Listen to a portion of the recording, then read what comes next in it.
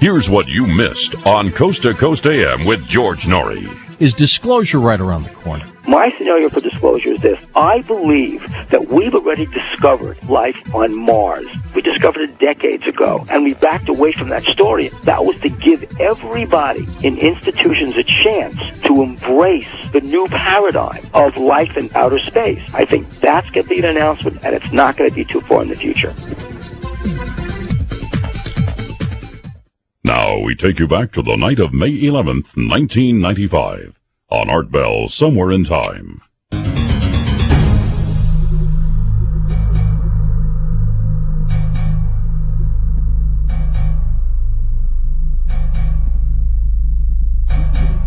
And once again, Lindsey Williams. Lindsey.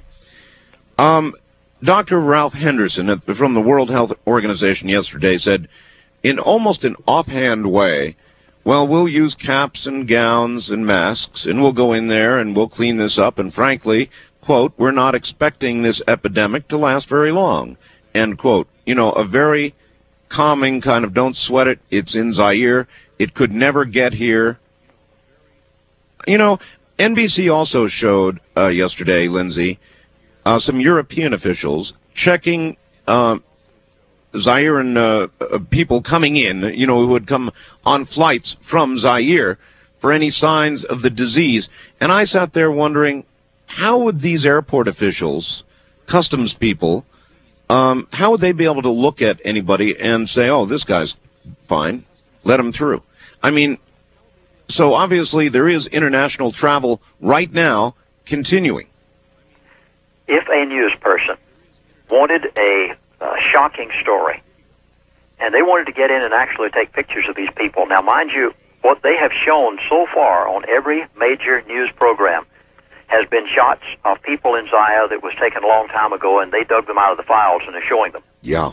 They have not actually shown the pictures of people right now bleeding for every office. Oh, you know, that really, I doubt they're going to show those. You know, that's really a good point. The only thing we've seen up until this moment, oh, Lindsay, I'm so glad you said that, stock footage.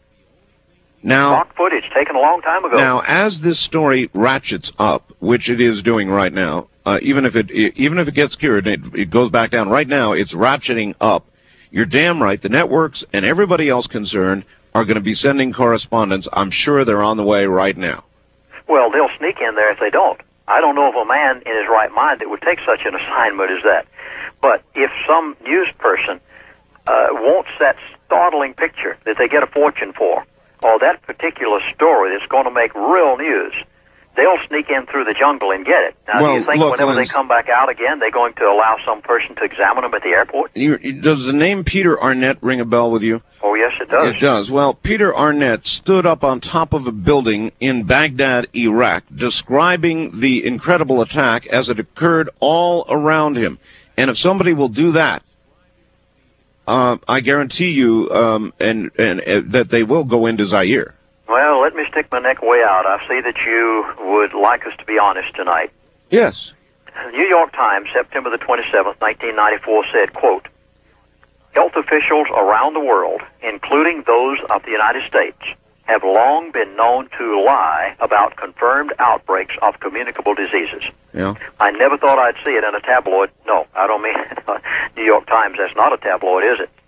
All right. No, but you know, Lindsay, let's examine the rationale a little bit. This is very interesting. I might, if I were a CDC official, let's say, and all you say this morning so far is true, I don't know that I'd tell the American people. And to what end? In other words, it surely would create a panic. And to what end, Lindsay? Maybe change in policy? I'm trying to imagine. Could we say all flights from Zaire are hereby canceled? Would that stop it? Is anything going to stop it? I'm glad they're not telling the truth, Art. It would frighten the American people. Many people can't handle it. Now, after I talked with you this afternoon on the phone and you asked me to be on your program tonight, I was contacted by the owner, and I will not mention the name of the company, don't worry, owner of one of the largest supplement companies in America. He has 3 doctors on staff in Dallas, Texas, with his company. One of them was in touch this afternoon with a friend of his at the Center for Disease Control in Atlanta, Georgia. Oh. And the individual stated that the equipment that is being taken out from the Center for Disease Control by the people that have gone into Zaire, he said, looking at the equipment that they're taking, he said, we are not being told just how drastic this is. And he said, I do not believe that we are knowing a fraction of the number of people that have already died. In other words, he thinks the death toll is being, numbers are jimmied around. Is much higher than what they're telling us. Uh-huh. Now, keep something in mind, though. In today's USA Today, it said that 90% of those who get it die from it. It's 90% death. 3 weeks. Within 3 weeks' time, if it's contracted. But wait a minute. That means that 10% live. Why do they live? There is a reason why they live. Which is hope for some sort of cure. No, 10% of the people live, 90% die. Yeah, but if 10% live, there's a reason why. There's a reason why. Because we have in these bodies what is known as an immune system. Yep. And if that immune system is strong enough, the person can overcome. In fact, on the front page of USA Today, Thursday, March the 30th, 1995, there is given a cure for AIDS. Now, I stated this morning on Barry Young's show, and he sat there with a blank stare and looked at me. Well, if you could see me, you'd see the same blank stare. Thursday, March the 30th, 1995. And what cure was that? There's a cure for AIDS. It's in the blue box down at the bottom, and the title of it is AIDS virus in 2 infants disappeared within months. It's true. No, that's true. And it said that 2 infants had a mother who had AIDS. They were positive when they were born. And went I'm negative. going to read the statement right out of the USA Today. Go. A small amount of virus infected the baby, fought by a maturing immune system. So now, those who are in the listening audience tonight, I know that we have raised some inbred fears, possibly, by what we've said. But you don't have to be amongst the 90%. You can be amongst the 10%. And that fear can be dispelled by taking certain precautions now before you come in contact with it. The body's own immune system can overcome contact with any known virus, bacteria, or fungus. And I definitely want people to understand that in the listening audience tonight, you don't have to die of this if it happens to come to America. Well, let us begin with what you think the percentage of fatality would be if it flashed across this country right now.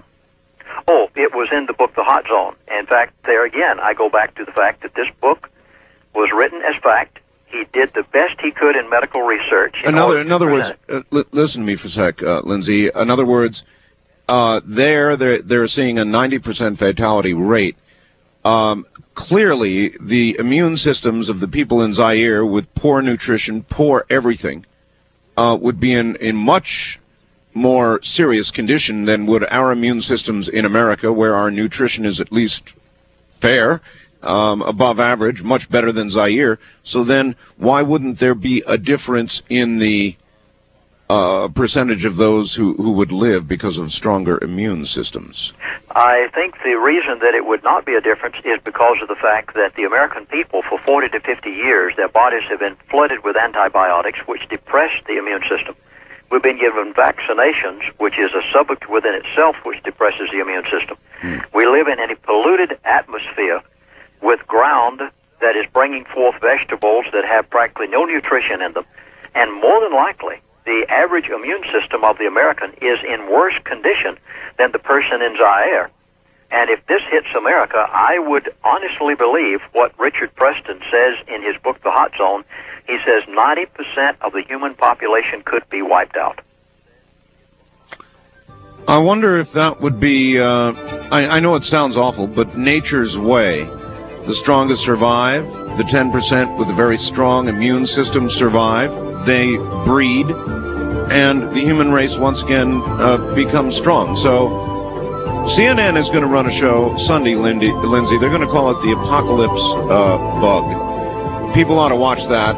It's one more in a series. We're at the top of the hour. Stand by. We'll be right back to you. Lindsay Williams, a researcher, author, lecturer. Maybe as somebody once said, it's time to clean out the Petri dish. Isn't that awful? We'll be back. You're listening to Art Bell Somewhere in Time. Tonight featuring a replay of Coast to Coast AM from May 11th, 1995.